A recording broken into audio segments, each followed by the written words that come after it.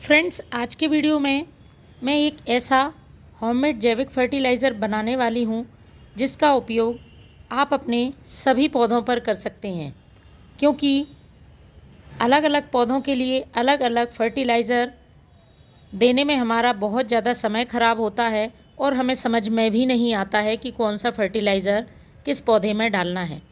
इस फर्टिलाइज़र की बात करें तो ये गुलाब, गुड़हल, अपराजिता, आपके सर्दियों वाले जितने भी फ्लावरिंग प्लांट्स हैं, वेजिटेबल प्लांट्स और फ्रूटिंग प्लांट्स, सभी के लिए समान रूप से उपयोगी है।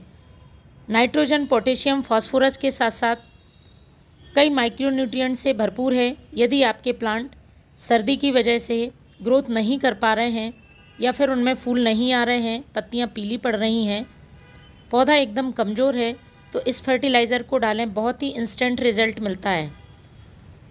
लेकिन आपको इसको बनाने का तरीका और इसकी मात्रा का ध्यान रखना होगा। इसके लिए आप मेरे साथ पूरे वीडियो में बने रहें, जिससे कि आप सही जानकारी प्राप्त कर सकें। क्योंकि यदि सही तरीके से आप इस फर्टिलाइज़र का यूज़ अपने प्लांट पे नहीं करेंगे तो आपको इतने ज़्यादा फ़ायदे देखने को नहीं मिलेंगे। सर्दियों का एक बहुत ही उपयोगी फर्टिलाइज़र है, मिट्टी को उपजाऊ बनाता है, प्लांट की जड़ों को मजबूत करता है और पौधे हरे भरे रहते हैं। आप देख रहे होंगे मैंने इस फर्टिलाइज़र को बनाने के लिए 3 चीज़ों का इस्तेमाल किया है, जो कि हमें आसानी से उपलब्ध हो जाती हैं। सबसे पहले है वर्मी कंपोस्ट। वर्मी कंपोस्ट की मात्रा आपको अपने पौधों की संख्या के हिसाब से कम ज़्यादा कर लेनी है। मैं 5 लीटर पानी में इस फर्टिलाइज़र को बनाने वाली हूँ और आगे चल के हम इसको डाइल्यूट करेंगे तो इसकी बहुत ज़्यादा मात्रा हो जाएगी। 20 से 25 दिनों में एक बार अपने सभी प्लांट्स को इस फर्टिलाइज़र को आप ज़रूर दें, क्योंकि ये लिक्विड फर्टिलाइज़र है, पौधे पर बहुत तेज़ी से असर करता है और किसी तरह का कोई साइड इफ़ेक्ट प्लांट पर नहीं है। आपको लेना है एक पतला सूती कपड़ा, पतला होना चाहिए, और 5 लीटर पानी। 5 लीटर पानी के लिए वर्मी कंपोस्ट की मात्रा 400 ग्राम रखनी है।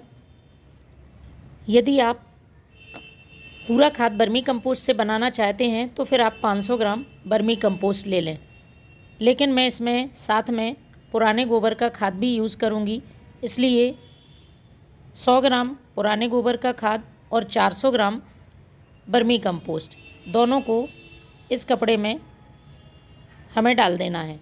वर्मी कंपोस्ट सभी पोषक तत्वों से भरपूर है और एक ऑर्गेनिक फर्टिलाइज़र है, अपने आप में ही बहुत पावरफुल है। इसके साथ ही ये जो गोबर का खाद है, इसके फ़ायदे के बारे में तो हम सभी जानते हैं। तो मैंने यहाँ पर ये वर्मी कंपोस्ट ले लिया है। इसके साथ में मैं यूज़ करूँगी एक और चीज़ का, जो कि इस फर्टिलाइज़र में माइक्रोब्स की संख्या को बढ़ाएगा। फ्रेंड्स, हम जब भी फर्टिलाइज़र डालते हैं तो अक्सर मिट्टी में माइक्रोब्स की संख्या उन फर्टिलाइज़र से नहीं बढ़ पाती है, मिट्टी उपजाऊ नहीं बन पाती है, जबकि मिट्टी को उपजाऊ बनाना बहुत ज़रूरी है। तो इस फर्टिलाइज़र से मिट्टी में गुड बैक्टीरिया इंक्रीज़ होंगे और प्लांट हरा भरा रहेगा और बहुत तेज़ी से ग्रोथ करेगा। तो दोनों चीज़ों को 400 ग्राम वर्मी कंपोस्ट और 100 ग्राम पुराने गोबर का खाद इस कपड़े में बांध के हमें पोटली बना लेनी है और इसे इस पानी में अच्छी तरह से डाल देना है, पूरी तरह से भीग जाए, इस तरह से डालें। चाहें तो आप किसी तरह का इस पर वजन भी रख सकते हैं यदि ये पोटली नीचे नहीं बैठ रही है। अब हमें इस फर्टिलाइज़र का फर्मेंटेशन करने के लिए कुछ ऐसी चीज़ें डालनी होंगी जो कि फर्मेंटेशन प्रोसेस को तेज़ करे और इस पानी में गुड बैक्टीरिया इंक्रीज़ करें। तो इसके लिए मैं इस्तेमाल करूँगी गुड़ का। हम सभी के घर में बहुत आसानी से उपलब्ध हो जाता है।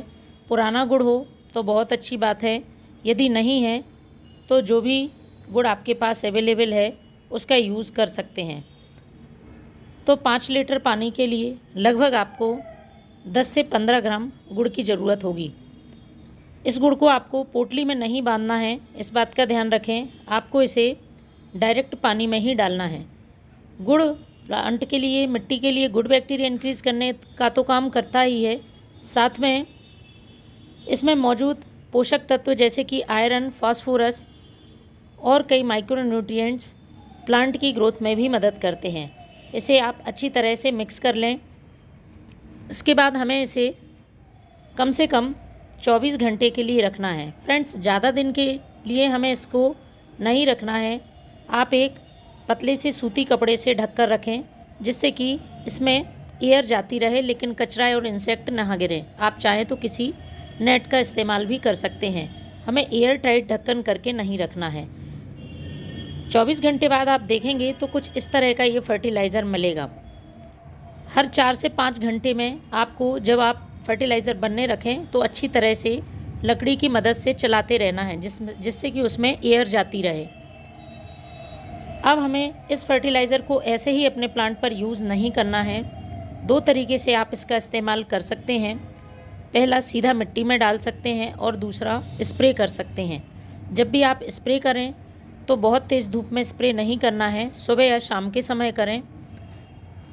और मिट्टी में डालें तो मिट्टी ड्राई होनी चाहिए। बहुत ज़्यादा गीली मिट्टी में आपको इसको नहीं डालना है, लेकिन डालने से पहले इसे डाइल्यूट करना होगा। तो ये पोटली मैंने निकाल ली है और इसमें जब आप डायरेक्ट मिट्टी में डाल रहे हैं तो 1 के 5 अनुपात में आपको फर्टिलाइज़र डाइल्यूट करना है। 1 भाग फर्टिलाइज़र का और 5 भाग सादा पानी का। इस तरह से आप मिट्टी में डालें और 1:10 में मिलाकर आप इसे स्प्रे कर सकते हैं। 1 भाग फर्टिलाइज़र का और 10 भाग सादा पानी का। इस तरह से फ्रेंड्स, आप भी इस फर्टिलाइज़र को डालें